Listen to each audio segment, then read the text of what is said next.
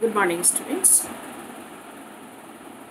PG first semester students, learning के operant conditioning and instrumental conditioning के difference के ही संदर्भ में उसी को आगे बढ़ाते हुए मैं एक चीज़ और आपसे एक पॉइंट दो पॉइंट और शेयर करना बाकी है, जिसको मैं आगे बढ़ा रही हूँ। देखिए, साधनात्मक यानी इंस्ट्रूमेंटल कंडीशनिंग में जब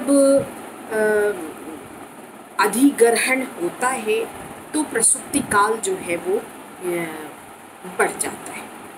प्रसुप्ति अधिग्रहण होता है तो प्रसुप्ति काल घट जाता है, और जब अधिग्रहण यानी एक्विजिशन ऑफ लर्निंग नहीं हो रही होती है तो प्रसुप्ति काल जो है वो बड़ा हो जाता है।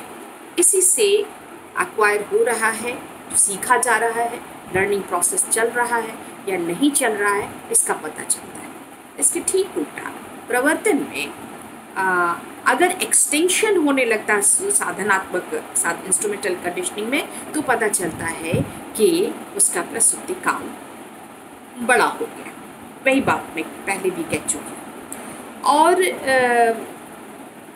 इसके विपरीत ऑपरेंट कंडीशनिंग में अनुक्रिया गति, रिस्पॉन्स की जो स्पीड ऑफ रिस्पॉन्स रिस्पॉन्डिंग से अधिगम और विलोपन का बोध होता है।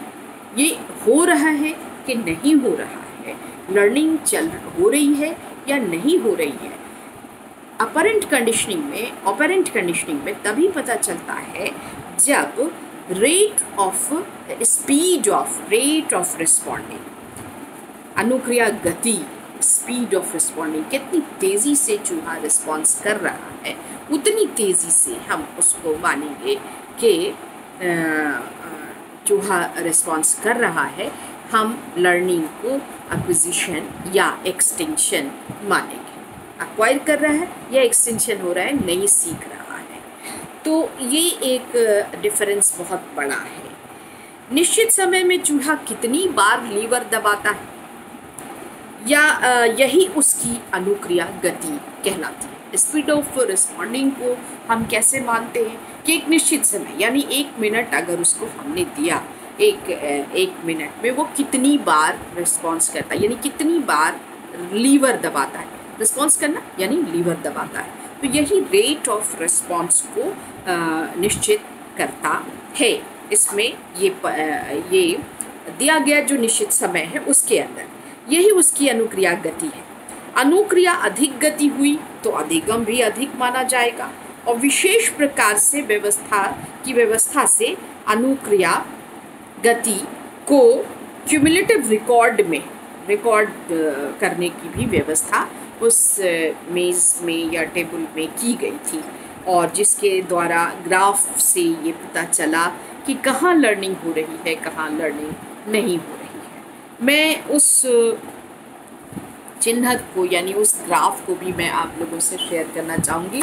लुक दिस वन, ये ग्राफ आप देखें, अपने किताब में भी देख लेंगी तो यहाँ पे ये दिखाता है, ये बहुत तेज़ी से आगे बढ़ रहा है, ये एक हद तक तेज़ी से आगे बढ़ा लेकिन उसके बाद फ्लैट होता जा रहा है, और ये भी तेज़ी से बढ़ रहा है। तीसरा वाला ग्राफ जो है आपका तेज़ी से बढ़ रहा है लेकिन इसकी स्पीड उतनी ज़्यादा नहीं है।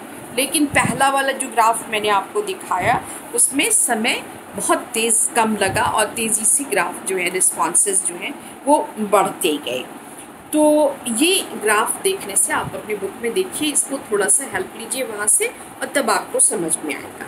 अब हम लोग यहाँ पे जो इतने सारे डिफरेंसेस मैंने आपको जो बताया, हम उसको फिर से एक बार कि साधनात्मक अनुकूलन में जो है वो उन्होंने व्यवहार 2 तरह के कहे, respondent behaviour and operant behaviour.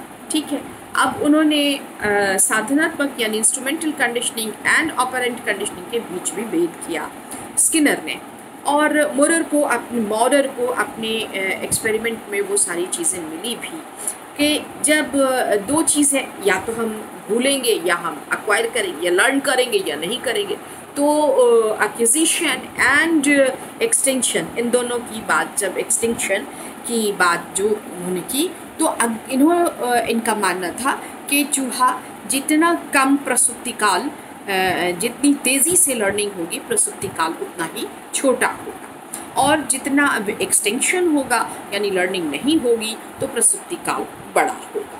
ये एक बात उन्होंने कही जो स्किनर के मोरर ने अपने एक्सपेरिमेंट चूहों पर जो किया उसमें उन्होंने पाया भी इस चीज़ को। ये साधनात्मक अनुकूलन का है। इसके ठीक विपरीत ऑपरेंट कंडीशनिंग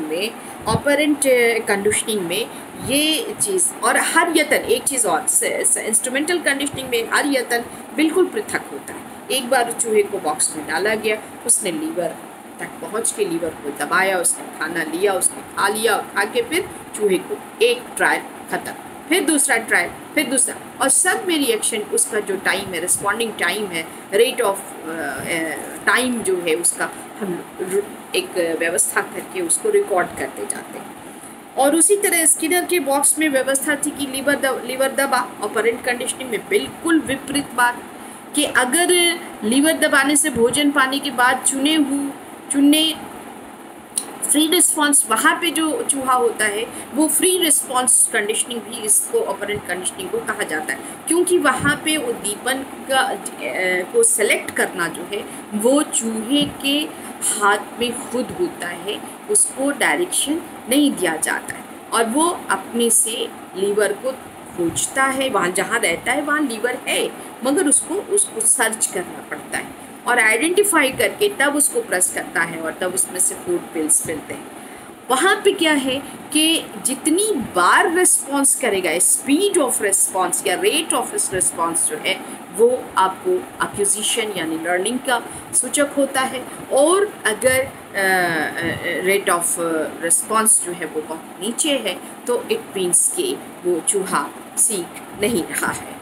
तो ये सारी चीज़ें इसमें, और इन सभी बॉक्स में एक रिकॉर्डर टाइप की चीज़ भी थी कि जब भी रिस्पॉन्स होता था तो वहाँ पे ग्राफिक रिकॉर्डिंग होती थी, जो ग्राफ मैंने अभी आपको दिखाया। तो ये इतनी बात है कि difference in between instrumental conditioning and operant conditioning. Live अब हम लोग आगे बढ़ते हैं। प्रवर्तन ऑपरेंट कंडीशनिंग की 3 अवस्थाएं मानी गई हैं, 3 स्टेजेस माने गए हैं ऑपरेंट कंडीशनिंग के। तो मैंने आपसे कहा कि ऑपरेंट कंडीशनिंग के 3 स्टेजेस की बात की गई है। हम पहले स्टेज की बात करें को डील करें। 3 अवस्थाएं, जैसे प्री ट्रायल, एक प्री ट्रेनिंग स्टेज होता है जिसे ऑपरेंट लेवल कहते हैं, प्रवर्तन स्तर कहते हैं। अनुकूलन की अवस्था में यानी कंडीशनिंग के अवस्था और कंडीशनिंग हुई कि नहीं हुई और विलोपन की अवस्था, ये दोनों होती है। ये स्पष्ट है कि प्रयोगकर्ता जो होता है या प्रायोगिक संरचना में एक छोटी सी प्रवर्तन अनुकूलन में एक परिवर्तन, जब ऑपरेंट कंडीशनिंग इस्टेब्लिश कराया जाता है तो उसमें एक छोटी सी किसी क्रिया को छोटी सी साधारण अनुक्रिया चुनी जाती है जो आसानी से बार बार दोहराई जा सके। ये क्रिया प्रबलन दिलाती हो, स्वयं प्रबलन नहीं हो। ये क्रिया जो है वो प्रबलन दिलाती हो, रीइंफोर्समेंट यानी फूड चूहे के लिए दिलाती हो, खुद जो है वो प्रबलन नहीं हो, स्वयं वो जो प्रबलन नहीं हो, और इसे उत्पन्न करने वाले प्रबलन पर प्रयोक्ता का नियंत्रण हो, जो एक्सपेरिमेंटर है उसका नियंत्रण प्रबलन पर, रीइंफोर्समेंट पर पूरी तरह से उस पर कंट्रोल रखे, इसे उत्पन्न करने वाले प्रबलन पर प्रयोक्ता का। तो पहली बात, एक छोटी सी अनुक्रिया चुनी जाती है इसलिए कि उसको बार बार दोहराया जाए। दूसरा है कि वो प्रबलन उत्पन्न करने वाला स्वयं प्रबलन नहीं होना चाहिए, बल्कि प्रबलन उत्पन्न करने वाला उद्दीपन हो या स्वयं ये स्वयं प्रबलन नहीं हो, बल्कि इसे उत्पन्न करने वाला जो यानी फूड, इसको एग्जाम्पल से समझिए कि जो फूड है, जो उसमें जो प्रबलन मिल रहा है, जो रीइंफोर्समेंट मिल रहा है, वो पूरी तरह से कंट्रोल में रहे। किसके? प्रयोगकर्ता के, एक्सपेरिमेंटर के। स्किनर ने इसको अपने हाथ में रखा।